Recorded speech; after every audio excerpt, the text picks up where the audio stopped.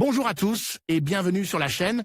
Je suis Gabriel Fontaine et ici on parle auto sans prise de tête.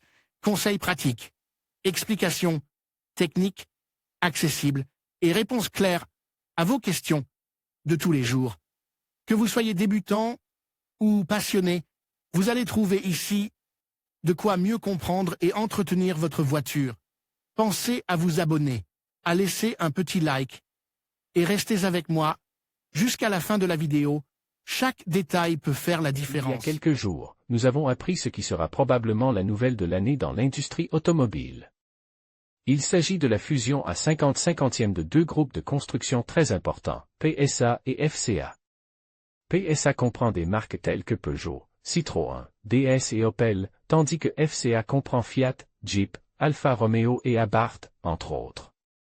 Cette fusion, qui n'est pas encore effective à 100%, les dirigeants des deux entreprises n'ayant pas encore signé l'accord, donnerait naissance au quatrième groupe automobile mondial. Il s'agirait donc d'un nouveau géant de l'automobile avec environ 8,7 millions d'unités vendues par an dans le monde et un chiffre d'affaires total de 170 milliards d'euros. PSA et FCA, des synergies qui se chiffrent en millions de dollars. Voilà pour la nouvelle, qui est l'accord initial de fusion entre les deux groupes. Mais nous allons maintenant essayer d'expliquer pourquoi PSA et FCA veulent fusionner. En ce sens, la première chose à savoir est qu'une telle fusion permettra de réaliser des économies de coûts grâce aux synergies. Lorsque nous parlons de synergie, nous faisons référence à des aspects tels que le partage de plateformes, structures, de véhicules, de moteurs et d'autres composants. En ce sens, des sources proches des négociations indiquent que cette fusion se traduirait par des synergies annuelles de 3,7 milliards d'euros. Toutefois, ce chiffre d'économie ne serait pas atteint dès le départ, mais devrait attendre un certain temps, environ 4 ans. Néanmoins, dès la première année de la fusion FCA-PSA, on estime que 2,8 milliards d'euros d'économies pourraient être réalisés.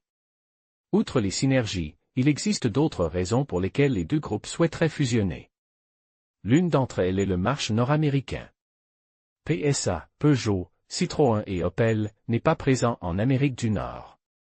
En revanche, FCA, avec Fiat et Jeep, lui ouvrirait les portes de ce marché, puisque Fiat a rejoint Jeep pour promouvoir cet aspect précis.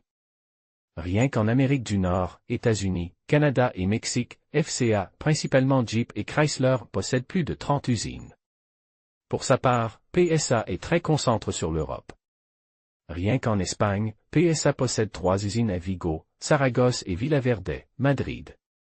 Les deux entreprises affirment que cette fusion n'entraînera pas de fermeture d'usines, bien qu'il soit encore trop tôt pour le confirmer. PSA gagne dans l'électrique. Nous savons donc que PSA gagnerait beaucoup à la fusion, puisqu'il s'adjoindrait le marché nord-américain. Cependant, FCA aurait également de nombreux avantages à tirer de cette opération, car le groupe est beaucoup plus en retard dans le domaine de l'électrification. En fait, FCA n'a actuellement pratiquement aucun modèle électrifié dans sa gamme. En Europe, elle ne propose que les Jeep Compass et Renegade en version hybride rechargeable. Elles arriveront dans les prochains mois. En revanche, elle ne dispose pas encore de modèle 100% électrique. Une 500 électrique est attendue pour 2020. PSA, en revanche, a déjà plusieurs voitures électriques en vente. Par exemple, Opel vend déjà l'Opel Corsa E cette année. Il en va de même pour Peugeot avec la 208 électrique. La Peugeot 2008 et les versions hybrides rechargeables des Peugeot 508, Peugeot 5008, Opel Grandland X et Citroën C5 Aircross, entre autres, sont également attendus. FCA ajoute une gamme de SUV et de 4x4. Nous savons donc que PSA est un expert en matière de petites voitures et de voitures électrifiées. Outre les petits modèles tels que la Fiat 500, la Fiat Tipo et la Fiat Panda, FCA propose toute la gamme 4x4 de Jeep, une marque spécialisée dans les SUV et les véhicules tout-terrain. En ce sens, Jeep commercialise en Europe des modèles tels que le Compass ou le Renegade, qui sont ses voitures les plus vendues. Mais il ne faut pas oublier d'autres modèles comme la Jeep Cherokee ou la Jeep Grand Cherokee. En outre, FCA apporte également plusieurs marques haut de gamme et de luxe, telles qu'Alfa Romeo et Maserati. À cet égard, Alfa Romeo lance la Giulia et le Stelvio, ces derniers modèles, et Maserati confirme que tous ces modèles seraient produits en Italie et qu'ils auraient bientôt des versions électrifiées. FCA bat PSA en termes de vente et de chiffre d'affaires. Si l'on examine les comptes des deux entreprises depuis le début de l'année 2019, on constate que FCA a réalisé des recettes plus importantes, environ 78,5 milliards d'euros entre janvier et septembre, que PSA, qui a réalisé des recettes d'environ 54 milliards d'euros au cours de cette même période.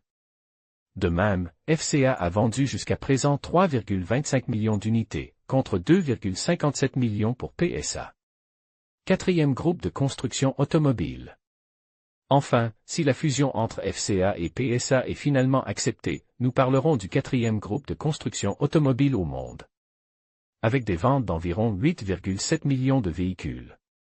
Ainsi, la fusion FCA-PSA ne serait devancée que par le groupe Volkswagen, avec des ventes de 10,8 millions d'unités en 2018, suivi par l'alliance Renault-Nissan-Mitsubishi, avec 10,7 millions d'unités, et le groupe Toyota, Toyota-Lexus, avec 10,5 millions d'unités.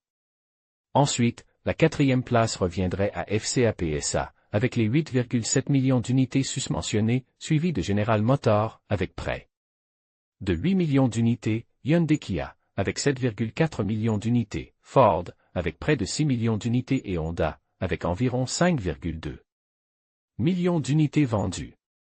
En conclusion, la fusion entre PSA et FCA représente une stratégie audacieuse pour créer un leader mondial dans l'industrie automobile.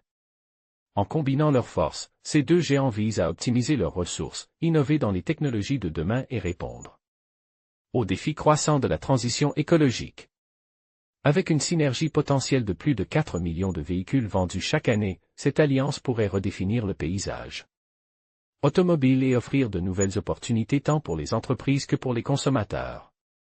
Reste à voir comment cette union se traduira dans les années à venir et quelles innovations elle apportera sur le marché.